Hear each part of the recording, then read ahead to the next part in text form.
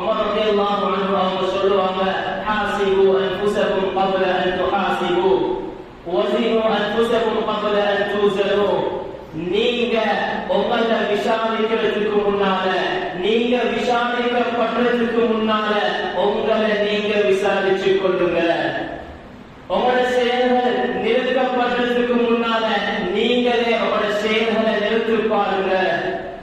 கண்ணியமானவர்களே, ஏனென்று சொன்னா நாங்க எப்ப எங்களை பற்றி யோசிப்போமோ அப்பதான் எங்களுடைய வாழ்க்கையில மாற்றம் உண்டாகும். அல்லாஹ் குர்ஆன்ல சொல்றான், இன்னல்லாஹ லா யுகையிரு மா பிகௌமின் ஹத்தா யுகையிரு மா பிஅன்ஃபுஸிஹிம். ஒரு கூட்டத்தினர் அவங்க மாறணும் என்று நினைக்காத வரையில அல்லாஹ் சுப்ஹானஹு வ தஆலா அவங்களை மாற்ற மாட்டான்.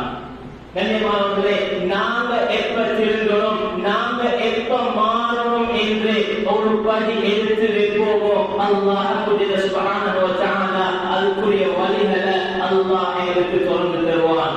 அந்த அடிப்படையில் தான் உமர் ரலியல்லாஹு அன்ஹு சொன்னாங்க, உங்களை விசாரிக்கப்படுறதுக்கு முன்னால நீங்க உங்களை விசாரிச்சு கொள்ளுங்க, நீங்க உங்களோட நஃப்ஸை நீங்க விசாரிச்சு கொள்ளுங்க.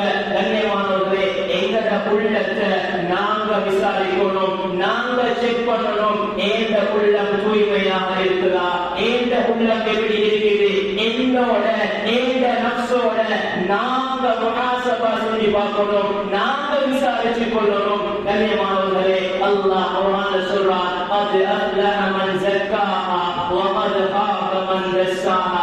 யாருடைய உள்ளம் பரிசுத்தமாக இருக்கிறோ, யாரு தந்த உள்ளத்தை பரிசுத்தப்படுத்திக் கொண்டாரோ அவர் வெற்றி பெற்று விட்டாரே.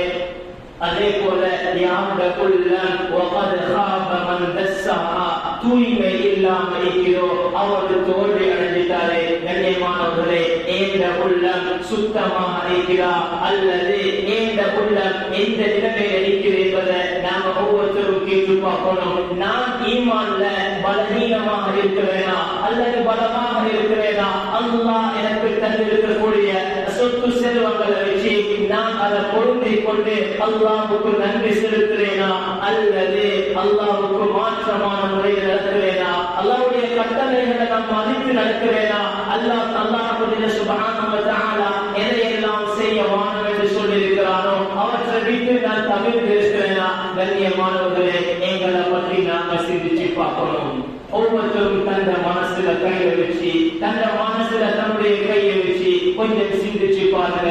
தனிமையில உட்கார்ந்து யோசிங்க, நான் இன்றைக்கு அபராதியாகிட்டால், இந்த நிமிடம் ஏந்த மௌத்து வந்துட்டா ஏந்த நிலைமை எப்படி இருக்கும்? கண்ணியமானவர்களே, ஒவ்வொரு பாவமும் செய்யக்கூடிய சந்தர்ப்பத்தில், நாங்கள் ஒரு தவறு செய்யக்கூடிய சந்தர்ப்பத்தில் எப்ப இப்படி ஒரு சிந்தனை எங்களுக்கு வருவதோ நிச்சயமாக சத்தியமாக இந்த மௌத்துடைய பயம் வந்தால் அந்த தவறின் பக்கம் நாங்கள் நெருங்க மாட்டோம்.